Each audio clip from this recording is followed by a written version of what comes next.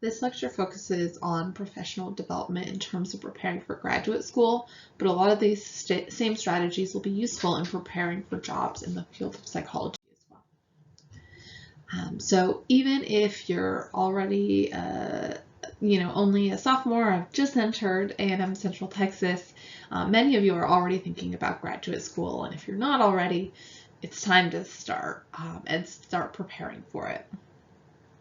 So one of the big things is to start researching schools. Okay, so you want to start looking at and thinking about what kind of programs you're interested in, what kind of degrees, what kind of requirements they have. So for example, in my graduate program, they required that students had taken child development as part of their undergraduate degree. And so we wound up with a lot of grad students who had to go back and take undergrad child development because they didn't plan accordingly. So kind of having that prepared and knowing about those requirements ahead of time can be really useful, so you can take those classes now.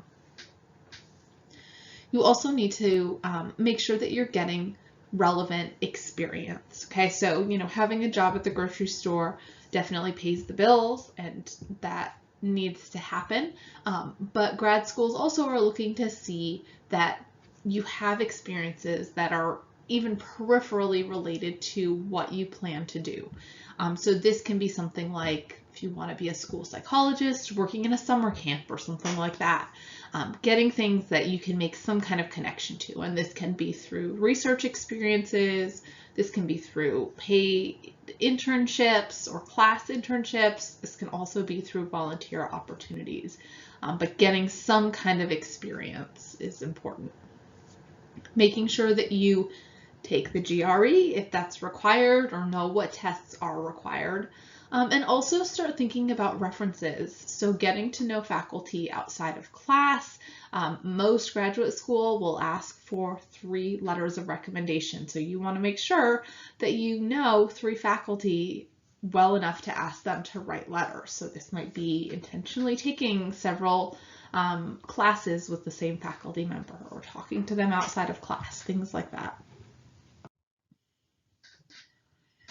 While you're applying to graduate school, a couple of things to think about. First, you want to pick wisely, right? So you want to have kind of safety schools that you feel pretty confident you can get in. You might also have a couple dream or reach schools.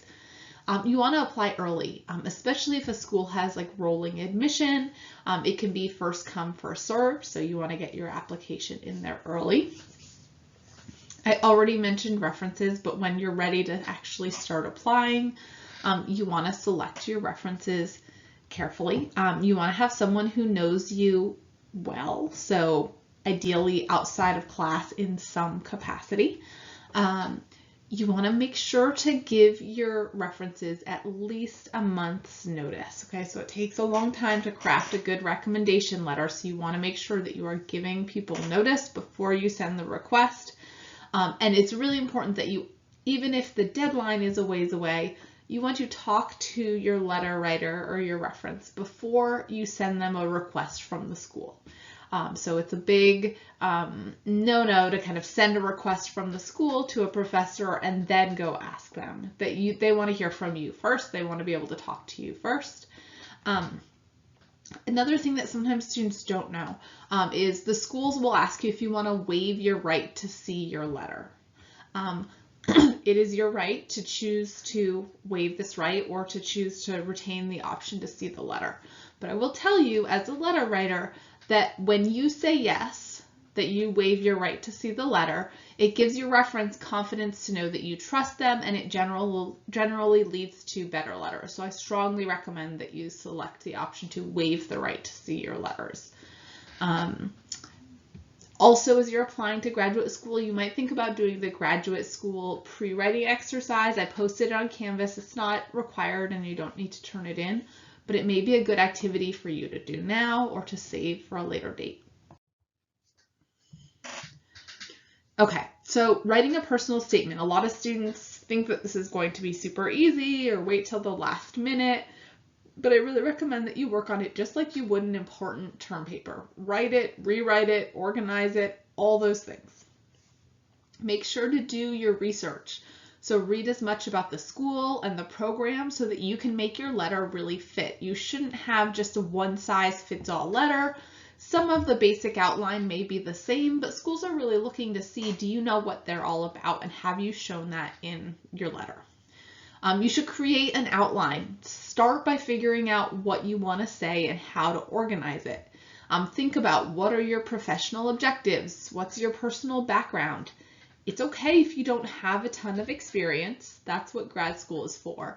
But make sure that you do explain the experience you have and explain why it matters. So don't just give them a list of everything that you've done. Explain how you see it as relevant to the program you're applying to.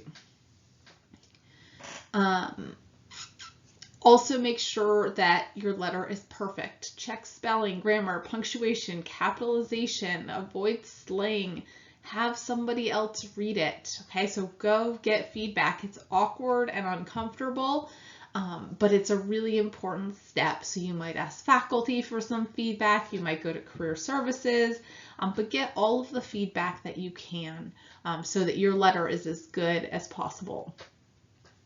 Make sure also that you've provided all of the requested information and stay in the length limit. Different schools will have different requirements, so you want to make sure you address those.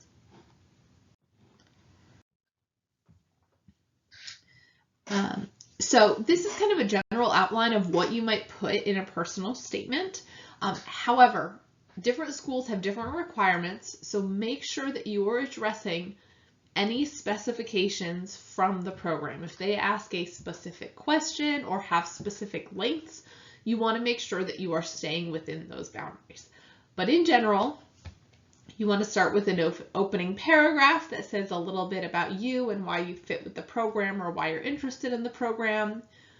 You want to talk about your academic accomplishments, how you've done in your classes, which classes you've taken, your research experience if you have it, any presentations you have or research projects you've done and how it fits, any employment or volunteer work or clinical experience, especially, again, focusing on what's relevant to the program you're applying to, and make sure you're saying, here's what I did and here's how it helped me, how it will help me in your program. Talk about future plans and goodness of fit. You know, here's my long-term career goals. I've heard from graduate school recruiters that one of the things they're looking at in those personal statements is, does this person know what it means to be a forensic psychologist? Or does this person know what it means to be a marriage and family therapist? So they want to see that you have thought about and looked beyond just, I'm going to go to graduate school, that you're looking in terms of thinking long-term in terms of your career. And then, of course, the concluding paragraph. So again, this would be a pretty long personal statement, and you may cut these if you don't feel like, if you don't have any research experience, maybe you take that section out. If there's a specific question, you might not need to go through each of these sections, but this is kind of a guidance for what you might fit in. Some do's and don'ts of personal statements. Do, if you have a good story, tell it. It's not required, but if you have a story that motivated you to get into whatever discipline it is, tell it and create that link. Always assess your strengths before writing and focus on those. So make sure you go in saying, okay, I've got a ton of research experience that's really relevant. I'm going to make sure I talk about that. Make sure you answer the question. If there is a specific prompt and a specific question, make sure you address it. Be specific. Make sure that you know what will make you an appealing candidate to that school. Okay, so I want to help people is very vague. I want to make a difference in addiction rates in rural areas. That is very specific, and it's clear that you know what you want to do. Also customize for each school based on what interests you, especially if you are applying to more research-focused programs.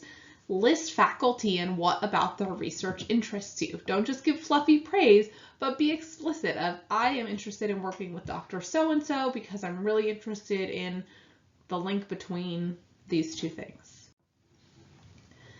Don't wait until the last minute. Writing about yourself is really hard. So it's important to write and then let it sit for a couple days so that you can process it and then sit back down to it. Don't assume it's going to be easy just because you're writing about yourself. Don't talk about social activities or high school accomplishments. Okay, so your lawn mowing business may pay the bills, and that is excellent, but it's not going to help you with grad school or your future academic career, so leave that out. Same for high school. Try to focus on what you've done in college unless you can make some kind of direct connection. Also, try to avoid oversharing. So you don't need to disclose things like potentially negative medical or personal information unless you want to include it as part of kind of a story that you've overcome. And again, you just want to make sure that those stories are connected to what you want to do. These are a few other resources that might help you as you begin crafting your personal statements.